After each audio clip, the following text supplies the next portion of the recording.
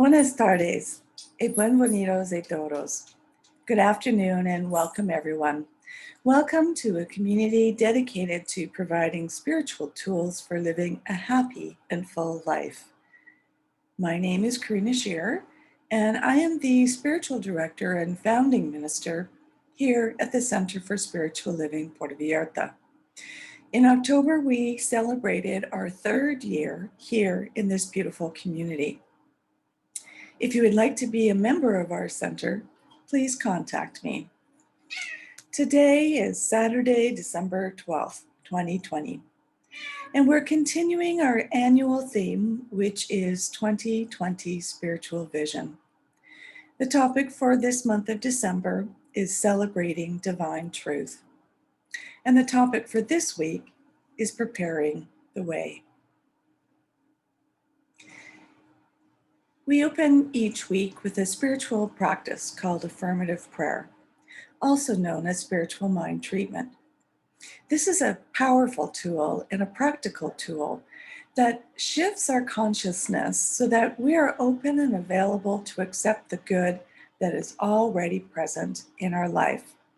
It aligns our thought with all good. So let's move into today's service with intention, as we do each week, with a reading from the Creative Thought magazine. I'll be reading from December 11th, 2014. Spiritual mind treatment is always done in the first person, so I invite you to close your eyes and take these words as your own, if you so choose. Together we can.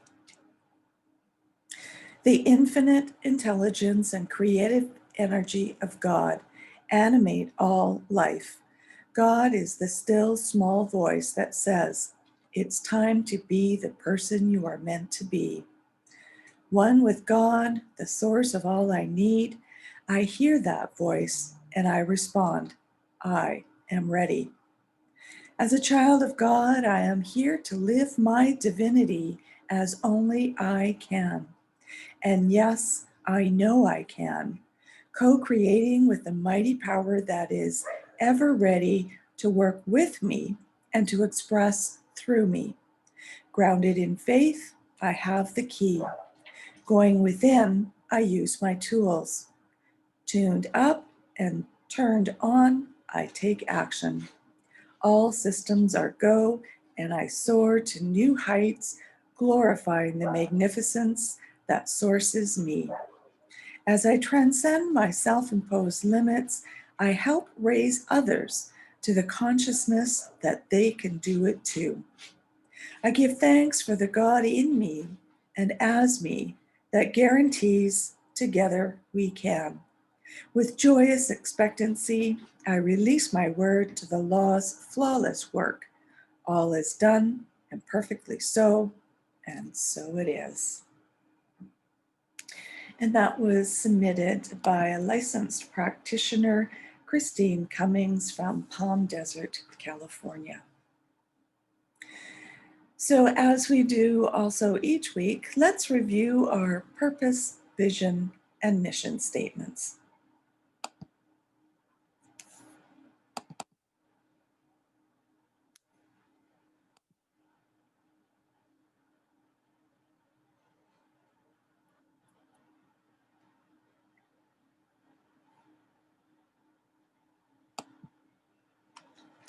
Our purpose is to awaken and celebrate diversity and to love and serve our community. And this is supported by our vision, which is to educate and support each other so we can create the life we desire that works for us right now. And our mission statement is to provide spiritual tools for personal growth and transformation. So at this time, I would like to welcome everyone. Whether this is your first time here at the Center for Spiritual Living Puerto Vallarta, or whether you are a returning guest, everyone is welcome.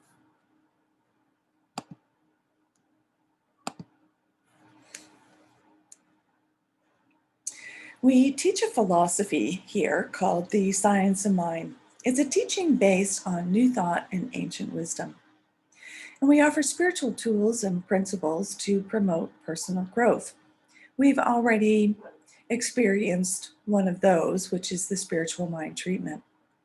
And we also honor diversity in all aspects, as I already mentioned, so that we can see and appreciate the great oneness that already exists everywhere and within everyone.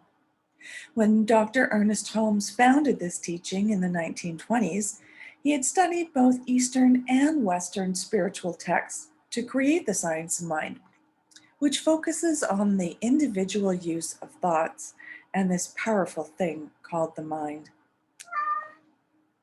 Each week, we offer a service with an inspirational message. And normally, this would be done in a downtown restaurant in Puerto Vallarta, but we are still considered at medium risk, as is everyone. So I welcome you into Mi Casa via Zoom. But we look forward to once again supporting our mom and pop style traditional restaurant, where we'll have time for discussion afterwards and to hopefully enjoy some home style Mexican cooking. So perhaps later this month, maybe as late as January. So updated information will be on our website and on our Facebook page, confirming when we will be meeting again in person. So if you have any comments or questions, you can either post them here online, wherever you are watching this, or email me directly, and I'll be sure to respond. Last month, we looked at living as compassionate conduits. And this month, we are focusing on celebrating divine truth. Last week, we welcomed the shadow.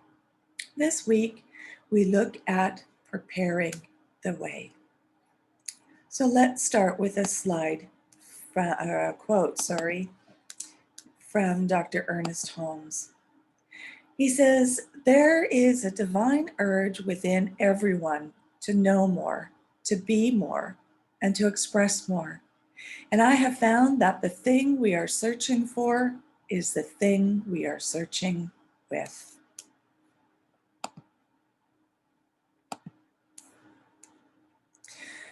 So how do we prepare the way for Christ consciousness, and how is it demonstrated? How does one prepare the heart for the winter season? One practical method is to prepare for inner or personal and outer, worldwide peace. And how is this done in world religions? And why is it important to us as individuals? So how do we prepare for Christ consciousness? As cited from the website HTC Theological Studies by Stephen and David Edwards, Christ consciousness contemplation with heart prayer of heart math techniques was significantly associated with increasing psychophysiological coherence, a sense of coherence spiritually, and health perceptions. Participants described feeling a peaceful place in oneness and connection. Spiritual and religious traditions typically converge on the heart as the focal point of loving spiritual consciousness. In the Hindu yogic traditions, the heart chakra expresses unconditional love for spirit, consciousness, and all creation.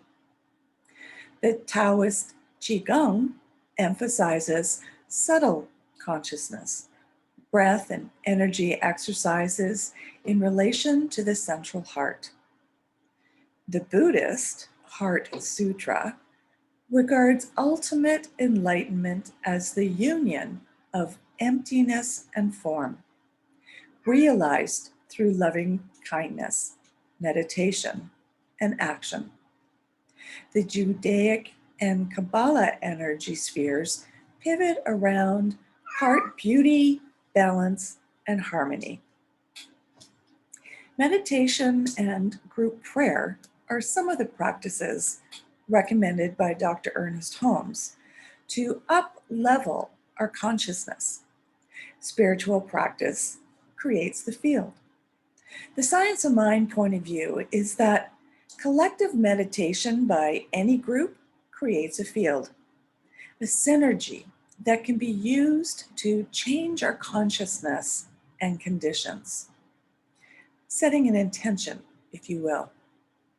Dr. Ernest Holmes realized that all world religions use or have used a form of meditation and group prayer. By revealing the truth and embracing any change that it may bring, groups can change conditions and physical environments. When two or more gather in prayer, it is a powerful experience. So let's look at all of this a little deeper with 3 key points. First, synergy and science of meditation. Second, spiritual proof in world religions. And third, heart connection. So synergy and science and meditation. As I mentioned, meditation creates a field. This field is enlarged by involving other people. And scientists are proving that this field actually exists. In his book, Living the Science of Mind, Dr. Ernest Holmes tells us this.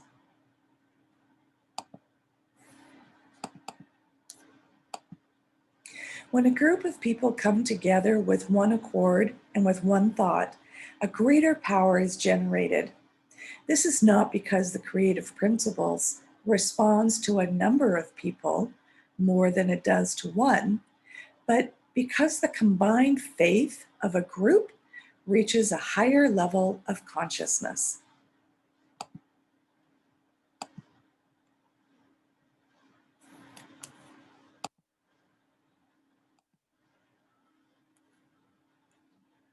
He goes on to say that since the explosion of the first atom bomb, we have read about the possibility of a physical chain reaction that might destroy civilization as we understand it. There's another kind of energy that is even more important, and this is the energy of faith, of affirmative prayer, and of spiritual meditation.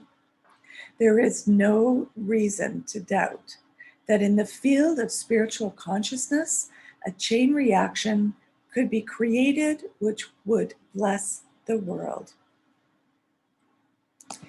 In her pilot experiment, author and New Thought leader Lynn McTaggart asked a group of 16 meditators based in London to direct their thoughts to 4 remote targets in Dr. Pop's laboratory in Germany. And these targets were 2 types of algae, a plant, and a human volunteer. The meditators were asked to attempt to lower certain measurable biodynamic processes. Dr. Pop and his team discovered significant changes in all 4 targets while the intentions were being set, compared to the times where the meditators were resting. So there is a difference with the meditation that was greatly improving the intention that they were setting. Our second point is spiritual proof in world religions. Many world religions use various types of group prayer and meditation to affect consciousness and change conditions, that golden thread of truth. For example, If you light a candle in a dark room, you light the entire room. You could also light many candles from that one candle and thereby increase the light. The same is with our consciousness. Reverend Dr. Nancy Anderson wrote that there is a universality, a oneness in the use of collective meditation. And we are all in alignment, and this practice only enhances all of the world's spiritual traditions. She goes on to say that meditation is the generally accepted term for contemplation or continuous thought. It means to convey something more, the recognition of spirit, God, infinite mind within, the certainty of our oneness with the whole, the immediate availability of the power and wisdom resulting from this oneness. Our consciousness expands through meditation and contemplation, through conscious communion with the invisible and through our intention, which is the voice of spirit within us.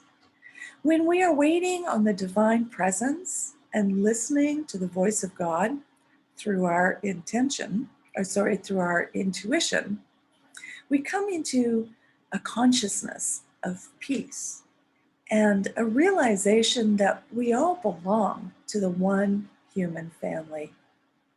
To meditate upon the presence of God is to draw in the universe into our own soul. Dr. Ernest Holmes encourages us to see that meditation is at the heart of all world religions and faith traditions, and our outlook is to be a universal one. He said this: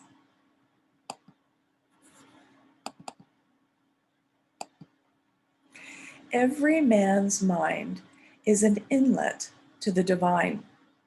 There is tolerance in this concept and inclusion. The infinite is all-inclusive, all-embracing, all-comprehending. You will work in harmony with all religious beliefs, since all seek, in their different ways, the final and ultimate cause, God, to whom we have given the name of love."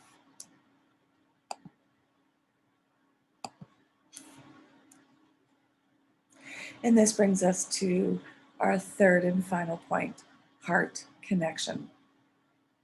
The heart math research has demonstrated that different patterns of heart activity have distinct effects on cognitive and emotional function. During stress and negative emotions, the heart rhythm pattern is erratic and disorganized, and the corresponding pattern of signals traveling from the heart to the brain inhibits higher cognitive functions.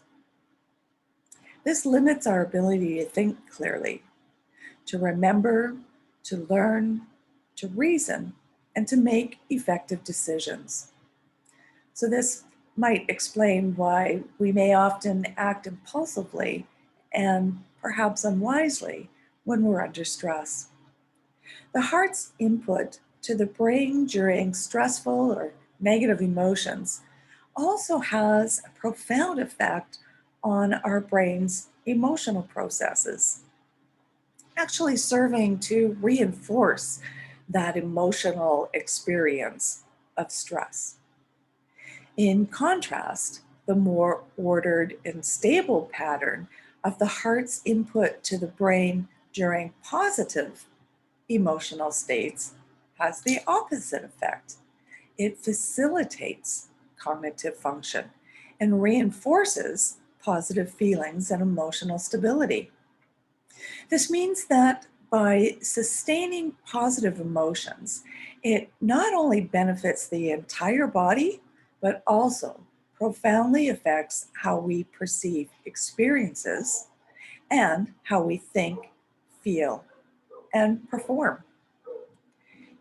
Emotional stress, including the emotions of anger, frustration, and anxiety, give rise to heart rhythm patterns that appear irregular and erratic. In contrast, positive emotions send a very different signal throughout our body. When we experience uplifting emotions such as appreciation, joy, care, and love, our heart rhythm pattern becomes highly ordered and the body's systems operate with increased efficiency and harmony. It's no wonder that positive emotions feel so good. They actually help our body systems synchronize and work better. Let me share you this quote from the HeartMath Institute. They said, "We are at the dawn of recognizing love as the new transformational intelligence." So if that's the only reason we should love more for the good of everyone. Heart connections are made and affect our neural pathways. There is nothing to be healed, but only to be revealed. And we can reveal world peace. Peace exists in us. Meditation is a great tool that can change emotional stress to a feeling of peace and calmness.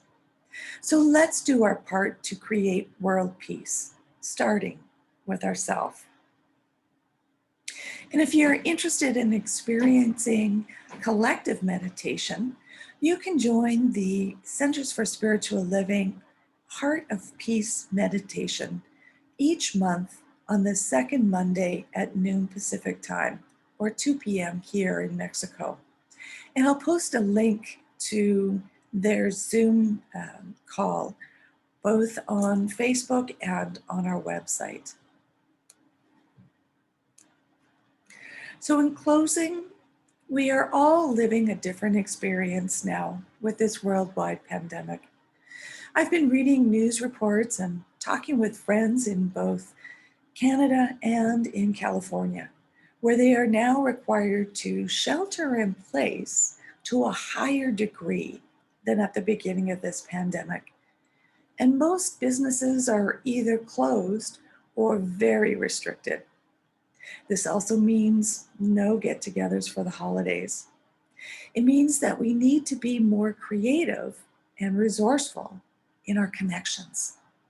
So now more than ever, we need to have that connection with family and friends.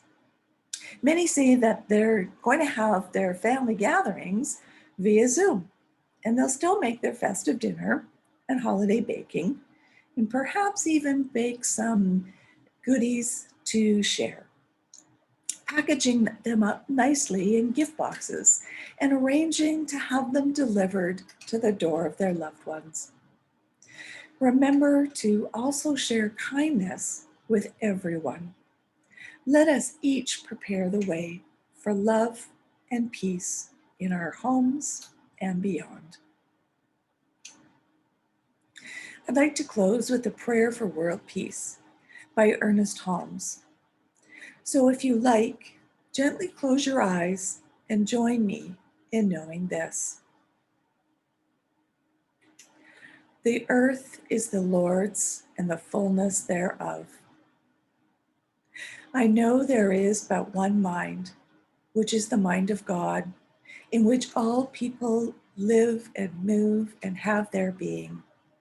I know there is a divine pattern for humanity.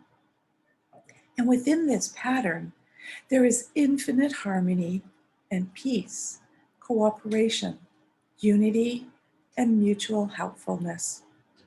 I know that the mind of man, being one with the mind of God, shall discover the method, the way, and the means best fitted to permit the flow of divine love between individuals and nations. Thus, harmony, peace, cooperation, unity, and mutual helpfulness will be experienced by all. I know there shall be a free interchange of ideas, of cultures, of spiritual concepts, of ethics, of educational systems, and of scientific discoveries. For all good belongs to all alike. I know that because the divine mind has created us all, we are bound together in one infinite and perfect unity. In bringing about world peace, I know that all people and all nations will remain individual but unified for the common purpose of promoting peace, happiness, harmony, and prosperity. I know that deep within every person, the divine pattern of perfect peace is already implanted.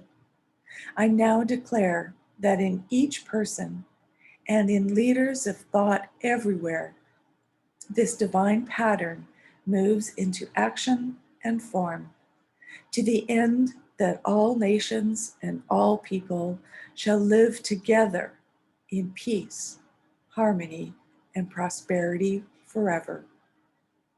And so it is now.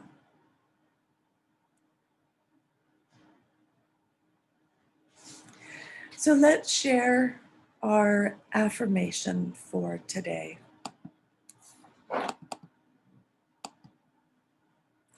Peace in my heart outpictures as peace in the world. My peace is a reflection of the Christ consciousness.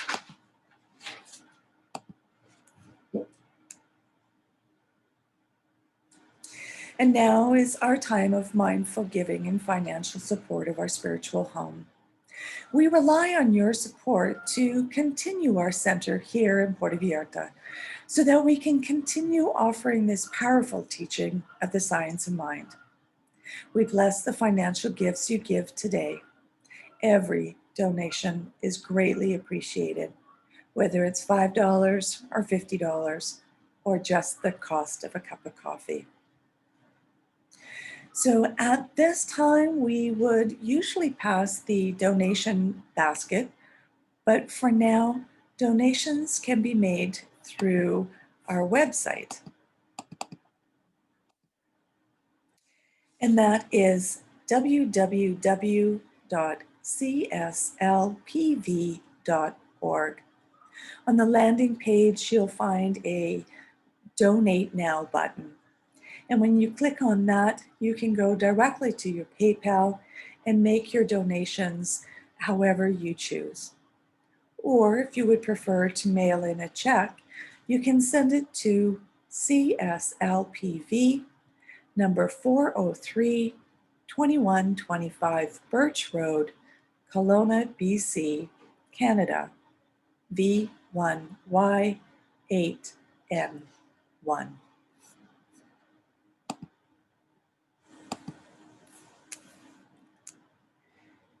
So if you would like to join me now in saying our affirmatory affirmation.